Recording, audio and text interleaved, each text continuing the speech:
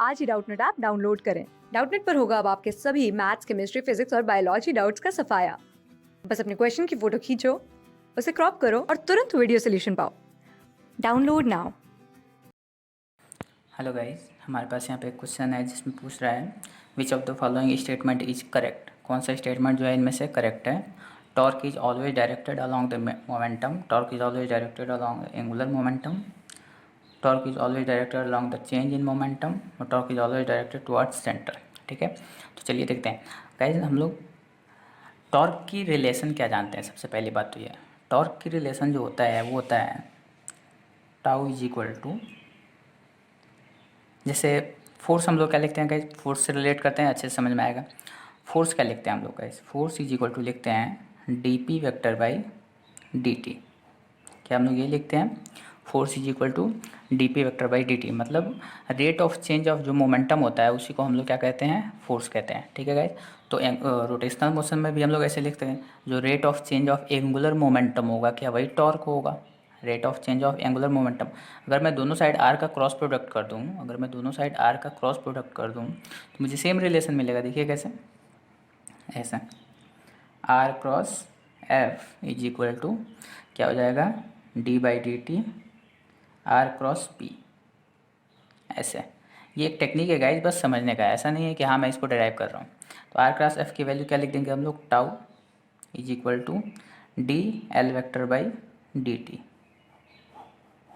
देखिए, rate of change of angular momentum is equal to torque, ये दिया हुआ है।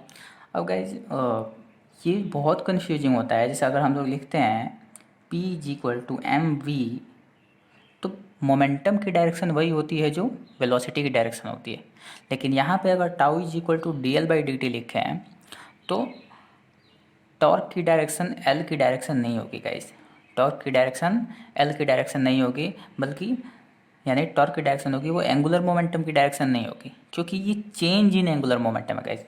यहाँ पे डायरेक्ट वेलोसिटी है, ये यहाँ पे ये डायरेक्ट वेलोसिटी है, इसलिए हम लोग मोमेंटम को वेलोसिटी की डायरेक्शन कह देते हैं।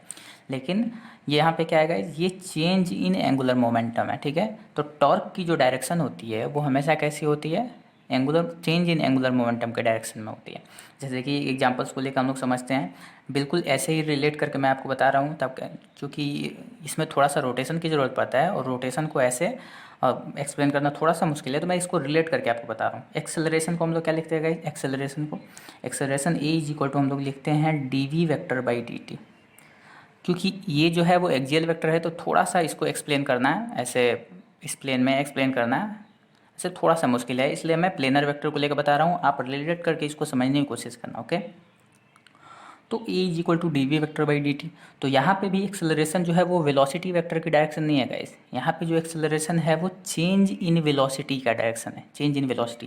जैसे मान लीजिए कि अगर मैं बोलूँ कि ये वेलोसिटी है, कोई एक पॉइंट है, उसकी वेलोसिटी जो है ये इधर की तरफ है, ठीक है, और उस पर एक एक्सेलरेशन जो है वो इधर की तरफ वर्क कर रहे हैं ये, ठीक है। तो ये वेलोसिटी कैसे चेंज होगी गाइस, ये वेलोसिटी इसकी इसकी फाइनल वेलोसिटी कैसे होगी, इसकी फाइनल वेलोसिटी कैसे होगी, इसकी फाइनल वेलोसिटी गाइस ऐसे होगी कि ये हमेशा इस वेलोसिटी को इस डायरेक्शन में लाने की कोशिश करेगी। ठीक है गाइस, आप समझ पा रहे हैं।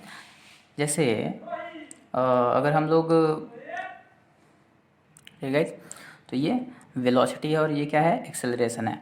अब इस एक्सेलरेशन की वजह से गाइस इसमें क्या होगा, इसमें इस एक्सेलरेशन की वजह से इस वेलोसिटी में कुछ चेंज होगा, डेफिनेटली कुछ चेंज होगा। मान लीजिए आफ्टर एन इंस्टेंट, ये वी इनिशियल कह दे रहा हूँ मैं, आफ्टर एन इंस्टेंट वेलोसिटी जो हो जाती है वो ये हो जाती है वी फाइनल। मैंने अभी क्या बोला, वेलोसिटी हमेशा ही एक्सेलरेशन के डायरेक्शन में आने की कोशिश करेगी, तो वेलोसिटी चेंज होकर कुछ देर बाद ऐसे हो गई है, तो मैं एक्सेलरेशन इज इक्वल टू क्या लिख सकता हूँ, v final minus v initial by delta t, ऐसे लिख सकता हूँ, ऐसे लिख सकता हूँ गाइज। तो v final minus v initial, देखिए गाइज ये वी फाइनल है और ये वी इनिशियल है, हम लोगों को किसकी डायरेक्शन चाहिए, v final minus v initial की। तो चलिए इसको ट्रायंगल लॉ से सॉल्व करके देखते हैं। यहाँ पे अगर हम बनाए ऐसे तो ये हो गया वी फाइनल हमारा, ये हो गया वी फाइनल, और वी इनिशियल तो इधर की तरफ है, लेकिन हम लोग क्या चाहिए, माइनस वी इनिशियल, यानी इधर की तरफ। इधर की तरफ, ठीक है। ये हो गया माइनस वी इनिशियल। तो अगर इन दोनों का अगर हम लोग पैरेललोग्राम मेथड लगा के जोड़ने की कोशिश करते हैं, ये कुछ इधर ही आएगा डेफिनेटली, एक्सेलरेशन की डायरेक्शन में आएगा, ठीक है। तो ये एक्सेलरेशन की डायरेक्शन हो गई। तो इसलिए गाइज मैं बोल रहा हूँ कि वेलोसिटी जो है वो हमेशा ही एक्सेलरेशन की डायरेक्शन को गेन करने की कोशिश करता है, और वेलोसिटी की ये जो डायरेक्शन होती है वो एक्चुअल डायरेक्शन क्या होती है, चेंज इन वेलोसिटी की डायरेक्शन, न कि वेलोसिटी की डायरेक्शन, ठीक है। तो गाइज सेम चीज़ यहाँ पे भी होता है। टाउ की जो डायरेक्शन होती है वो मोमेंटम, एंगुलर मोमेंटम की डायरेक्शन ना होके चेंज इन एंगुलर मोमेंटम की डायरेक्शन होती है, ठीक है गाइज। तो होप आपको ये एग्जांपल समझ में आया होगा, आपको कॉन्सेप्ट समझ में आया होगा। Torque is always directed to along angular momentum, torque is always directed along the change in angular momentum, ठीक है गाइज। तो यहाँ पे थर्ड ऑप्शन जो होगा वो करेक्ट होगा। Thank you. क्लास 6 से 12 से लेके नीट, IIT, जेई मेंस और एडवांस के लेवल तक 10 मिलियन से ज़्यादा स्टूडेंट्स का भरोसा।